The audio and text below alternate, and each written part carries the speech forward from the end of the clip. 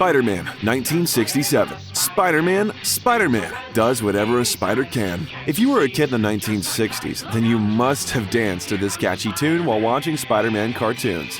The animation was so old that it looked like it was drawn with a quill pen and ink. The villains were cheesy and the fight scenes were cringeworthy, but you couldn't help but love the web-slinging superhero with his one-liners and quips. Did you know that the Spider-Man 1967 cartoons were made on a shoestring budget? The animators had only a few frames to work with, so they reused the same animation clips over and over again. It's no wonder that Spider-Man always swung through the same buildings and the villains looked like they were stuck in a loop. But hey, it was still better than doing homework. Spider-Man, 1981. Spider-Man does whatever a spider can, again. But this time, it's the 1980s, baby. And that means neon colors, big hair, and synth music. The Spider-Man 1981 cartoons were like a time capsule of that decade. The animation was a bit smoother, the villains were a bit cooler, and Spider-Man's costume had more lines than a geometry textbook. But it was still the same old Spider-Man with his witty remarks and wall-crawling shenanigans. You might be shocked to learn that the Spider-Man 1981 cartoons were co-produced by Marvel Productions and Saban Entertainment. That's right, the same folks who brought us Power Rangers also had a hand in bringing our friendly neighborhood Spider-Man to the small screen. It's like Spider-Man was secretly a Power Ranger all along. Spider-Man and His Amazing Friends, 1981. Spider-Man and His Amazing Friends, a cartoon that proved that 3 is definitely not a crowd. In this show, Spider-Man was joined by his superpowered roommates Firestar and Iceman. Together, they fought villains and saved the day with the power of friendship. The animation was brighter and more colorful than ever, and the characters were more fleshed out than a Thanksgiving turkey. Not many may know that Spider-Man and His Amazing Friends was the first cartoon to feature a team-up between Marvel superheroes. Before the Avengers, before the X-Men, there was Spider-Man and His Amazing Friends, paving the way for the superhero team-ups we love today.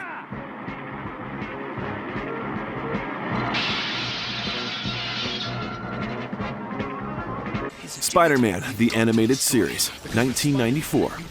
This was a show that proved that even a superhero can have a bad hair day. Peter Parker's mop-top hairstyle was more unruly than the villains he fought. But don't let that distract you from the fact that this show was a classic. The animation was slick, the storylines were engaging, and the villains were as menacing as they come. It's a little-known fact that Spider-Man, the Animated Series, holds the record for the longest-running animated Spider-Man adaptation, with 5 seasons and a whopping 65 episodes. Peter Parker swung through the New York skyline for a whopping 5 years, giving us some of the most memorable moments in Spider-Man cartoon history.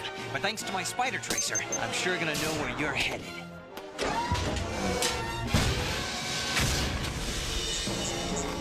Spider-Man Unlimited, 1999. Spider-Man Unlimited, the animated series that took the friendly neighborhood Spider-Man out of his comfort zone and into the wacky world of Counter-Earth. It's like Spider-Man was on a gap year, exploring new lands and battling mutated beasts. The animation was slick, the action was intense, and the theme song was, well, let's just say it was an acquired taste. It's worth noting that Spider-Man Unlimited was cut short due to a change in Marvel Studios' leadership. The show was left on a cliffhanger. Peter Parker stranded on Counter-Earth. Talk about a missed opportunity for a Spider-Man Lost in Space spinoff. I'd wind up stuck on a planet where humans are considered no better than cockroaches. And who thought I'd actually make friends on this rock? Naoko, Shane, Karen. Even Jameson's turned out to be an okay guy. Spider-Man, the New Animated Series, 2003. Spider-Man, the New Animated Series, swung onto our screens in 2003, proving that you can teach an old web-slinger new tricks.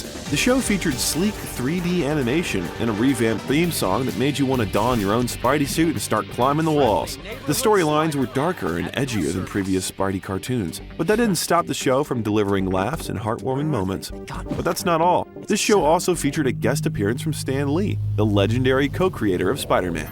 Lee voiced a character named Stan, who was a self-proclaimed genius and Spidey fanboy. It's safe to say that Lee's cameo added a little extra marvelous magic to an already fantastic show. The Spectacular Spider-Man, 2008. This animated series managed to make the wall crawler even cooler than he already was. The show premiered in 2008, and it was a hit with fans and critics alike. The animation was slick, the writing was sharp, and the voice acting was top-notch. It's like Spider-Man had finally graduated from high school and moved on to college-level superheroics. But the happiness was short-lived. It was canceled after only 2 seasons, despite having plans for a third. The show ended on a cliffhanger, leaving fans clamoring for more. But hey, at least we got to see Spider-Man take on the Sinister Six and the Green Goblin before the series swung off into the sunset. Man, this is a sweet ride. Why do you defend that thief Osborn? Uncool! Do you know what these spider suits cost? Never fought anyone like this group of bozos. And one thing I know for sure, I can't let Harry lose his dad the way I lost Uncle Ben. Surf's up! Woohoo! Ultimate Spider-Man, 2012.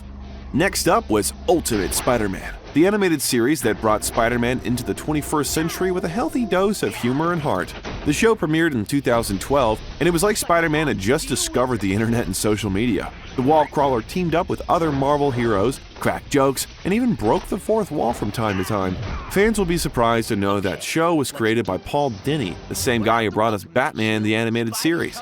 Yes, him. Dini lent his talents to the world of Marvel, and the result was a fun and engaging series that left a lasting impact on Spidey fans. It's time for me to step up and show the big boys what the Ultimate Spider-Man can do. Great. Fury's tech boys better be on their game or I'm street pizza.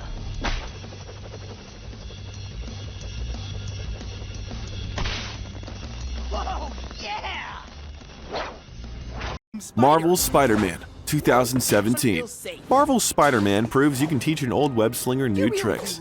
Again, the show premiered in 2017, and it brought with it a fresh take on Spider-Man's origins and storylines. The animation was sleek, the humor was on point, and the action was epic. It was like a comic book come to life, but with better special effects. Among its most notable features was the voice acting, and shockingly enough, the show featured the voice talents of Robbie Damon, who also voiced Prompto in Final Fantasy XV. Isn't that jarring? Damon lent his pipes to both a lovable, spiky-haired video game character and to the web-slinging hero we all know and love. Talk about range. Stinger. We're still live on TV. Then we better get out of here and come up with a plan to deal Mr. Reality a reality check. Spider-Man Into the Spider-Verse 2018. 2018 was the year that changed the entire landscape for Spider-Man animated movies. It brought us the ultimate Spidey team-up and a whole lot of Spider people. The movie was like a love letter to all things Spider-Man. The animation was mind-blowing, the humor was top-notch, and the soundtrack was fire. It was like someone took a comic book and injected it with pure awesome sauce. All of this led to the movie winning the Academy Award for Best Animated Feature in 2019. The movie swung its way to the top and proved that superhero movies can be just as Oscar-worthy as any other genre. I'm Spider-Man.